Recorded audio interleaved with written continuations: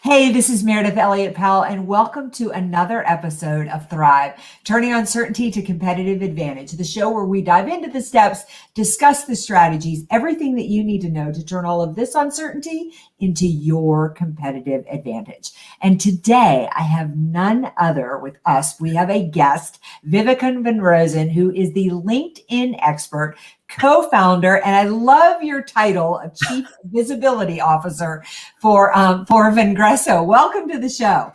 Thank you so much, Meredith. I'm so excited to be here. Well, we have a lot to talk about. So I want to start out by just you telling everybody a little bit about what does it mean to be a LinkedIn expert and what does it mean? Oh, I love that your dog came on. There's my dog. Because my pup's probably going to walk through at any moment. We are big dog lovers. Yes, here. us too. Hi. But, LinkedIn expert as well as Chief Visibility Officer. And tell us a little bit about Vengresso because you're also a co-founder, correct?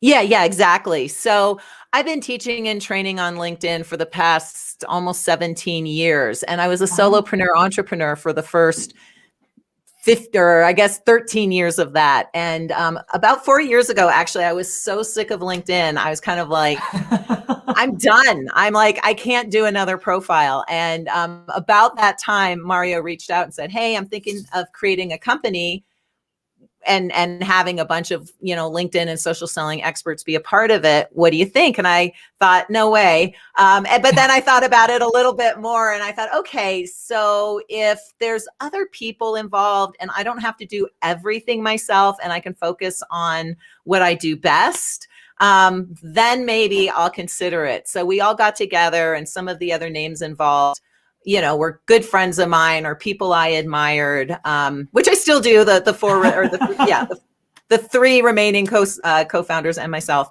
and my dog's just going nuts down here. So we created Vengresso, which was great because it allowed us to, through that mind share, create, I think, what is one of the best social selling and LinkedIn training programs out there. And as I said, I didn't have to deal with marketing. I didn't have to deal with sales. I didn't have to deal with anything except I'm head of the personal branding, which is the LinkedIn profiles, as well as being Chief Visibility Officer, which means I speak a lot and talk a lot. And I'm also the master trainer. But those were kind of the things I loved doing anyway. So it was really a win-win situation. I'm really fascinated that you got into LinkedIn 17 years ago. I mean, talk about being way ahead of the curve. And I think about, here we are in an uncertain marketplace and versus how much I used my LinkedIn profile before COVID versus how much I use it now. Yes. Talk about what attracted you to it. Like what made you see the opportunity? Right. So at the time I was running a co-share space, virtual officing, and I wasn't very good at management actually, but I loved our entrepreneurs and our solopreneurs who were part of our officing community. And so I would have these weekly networking events. And at one of my weekly networking events, a woman came in to talk about Web 2.0. So that shows you how long ago it was, like the whole idea that the web could be interactive. And so my dog's going nuts. Hi. At the very end of that, she mentioned this thing called LinkedIn. And at the time, LinkedIn had 7 million members. And I thought, wow, because we had a virtual aspect to we had a virtual aspect to our company. And so I thought, 7 million potential customers. Well, now we're at 700 million plus. I think it's 720 or 740 million users on LinkedIn. So times have changed.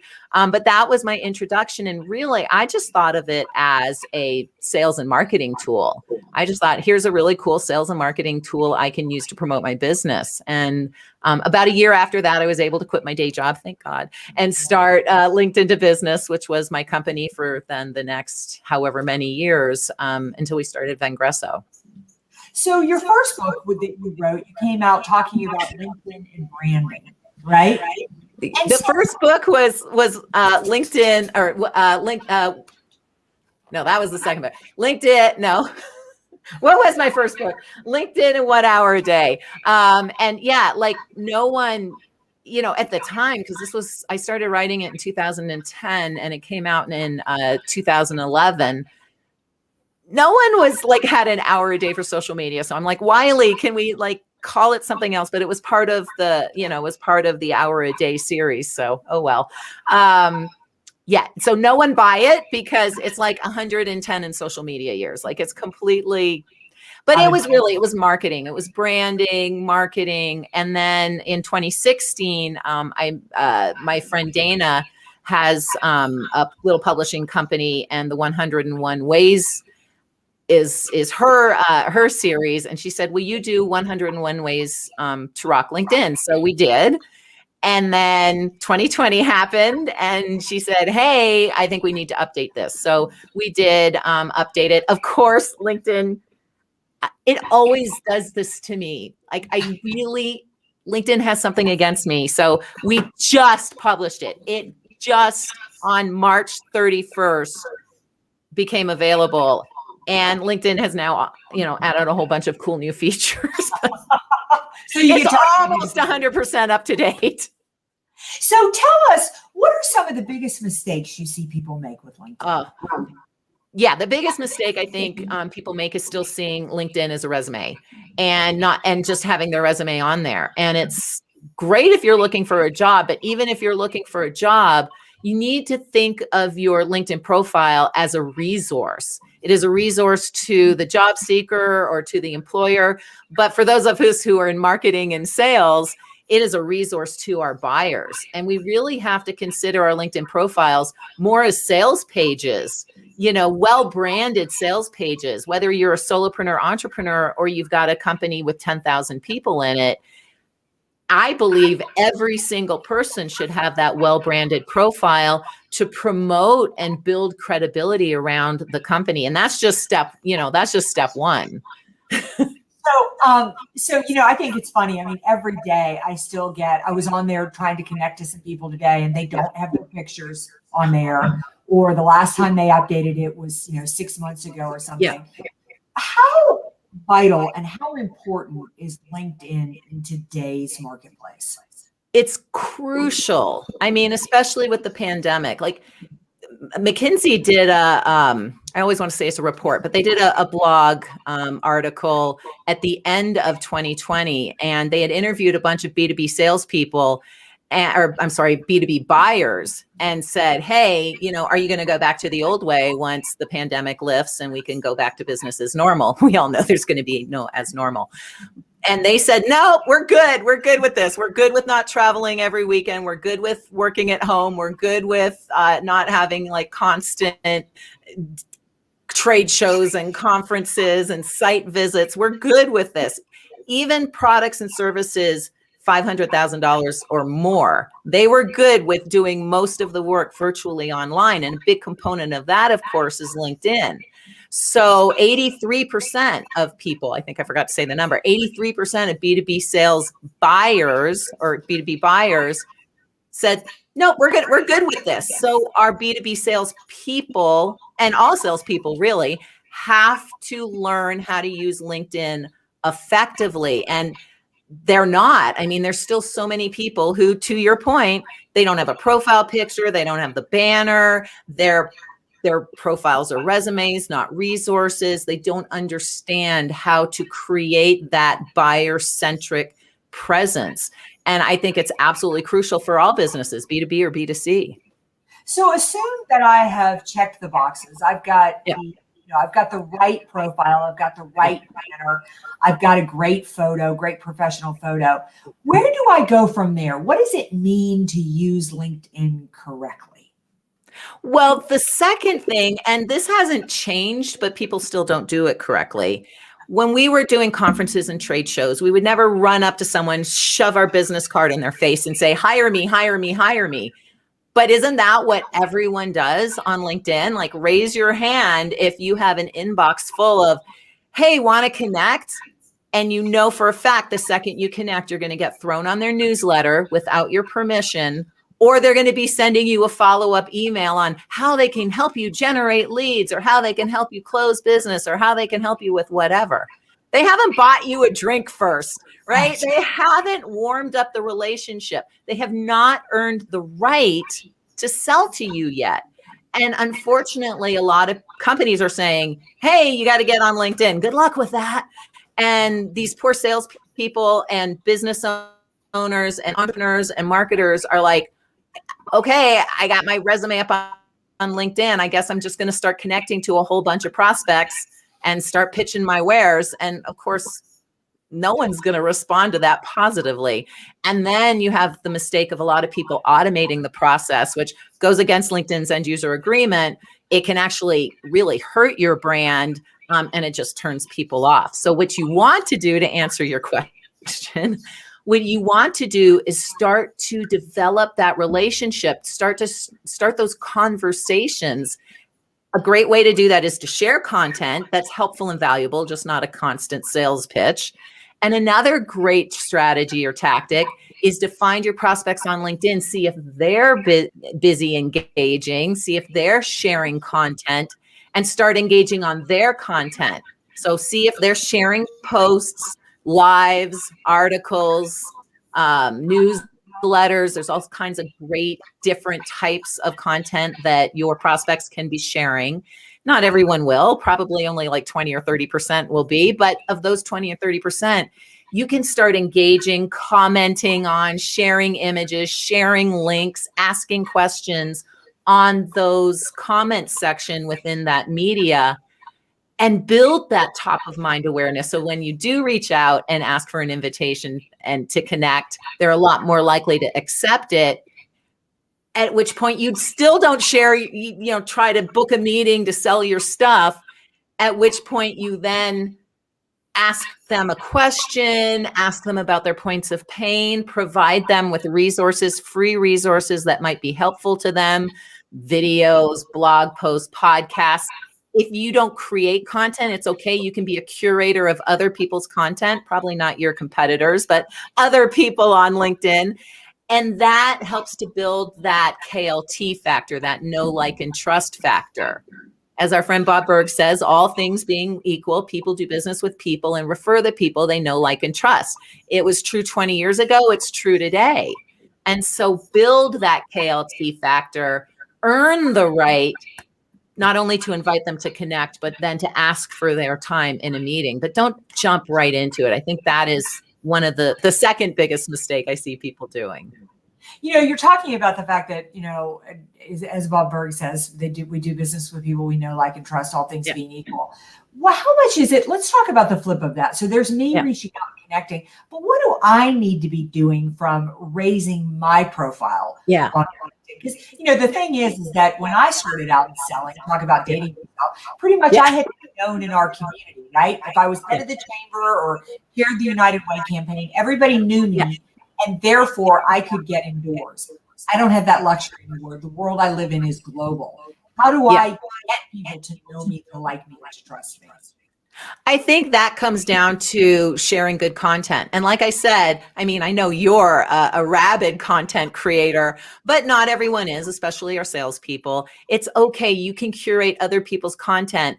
But when you do that, when you share the post, when you share the blog post, the video, the podcast, the ebook, the white paper, the whatever that you're sharing in an update, take a little time to describe to your audience what it is, why they should read it, what they might find valuable in it. So you don't have to create the media itself, but you do have to spend a few minutes really making it valuable to your audience and letting your audience know it's valuable. And what's cool is LinkedIn's algorithm is not, gamified like it is on Facebook, where you got to put out the money in order to get the views. LinkedIn's algorithm is based on what's called dwell time, which means the longer someone spends on your post, the more likely LinkedIn is to share it out. So if you've got video, that's great. And native video works a little bit better than, say, Vimeo video, although apparently LinkedIn owns part of Vimeo. So if you're going to share a link to a video, consider using Vimeo. But native video is best. Or if you upload a PDF or a PowerPoint, it turns into a carousel. So people will spend time flipping through. And then don't forget that call to action. Let me know what think in comments below. If you feel like this would be helpful to your sales force, please share it with them. If you have an entrepreneurial friend who you think this post will really help, make sure to share it with them. So anything to lead them to action, all of that helps to create greater visibility on LinkedIn. And then, of course, there's just things like optimizing your profile, getting those keywords in there, using the right hashtag in your profile and in your posts. And quite frankly, just not being boring. Yeah, that's all. That's always helpful to have interesting things. Well, that leads me to a question that I've really found it fascinating with watching some of the social media channels. Why has LinkedIn stayed professional? I mean, it's not angry, it's not political, it's not divisive. What do you think it is about LinkedIn that's kept it? I love it because it is professional. I don't have to get into other things with people there.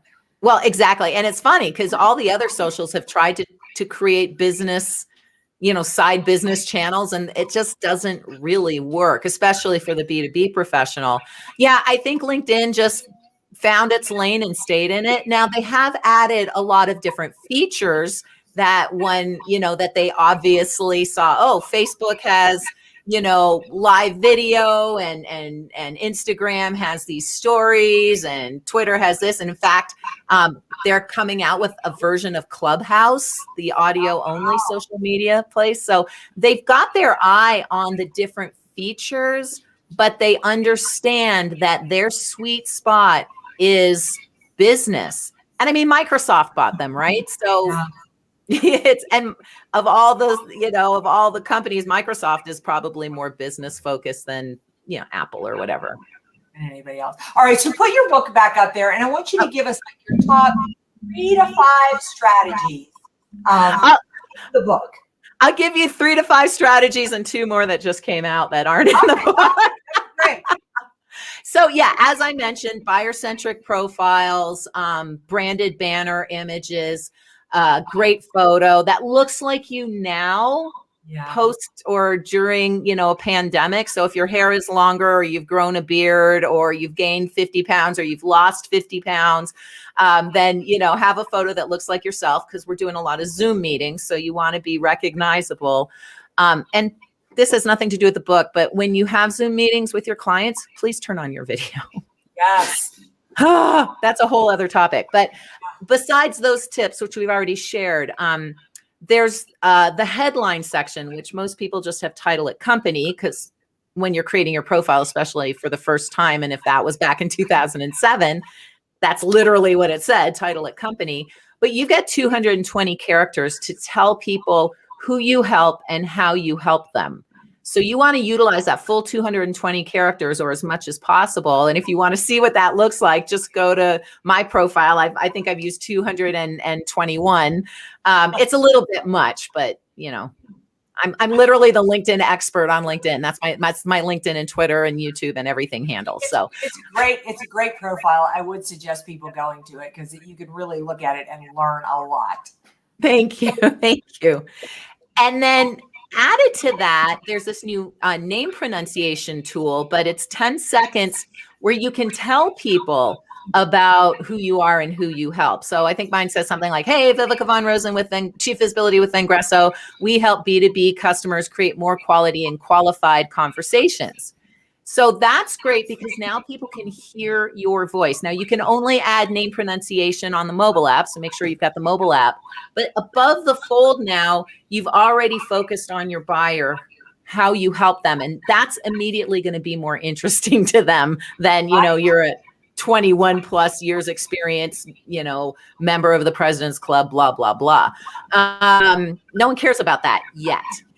And then another thing that's easy to do and will really help to create a resource of your profile more than a resume is add media, add articles, add posts, add native video, add native blog post links.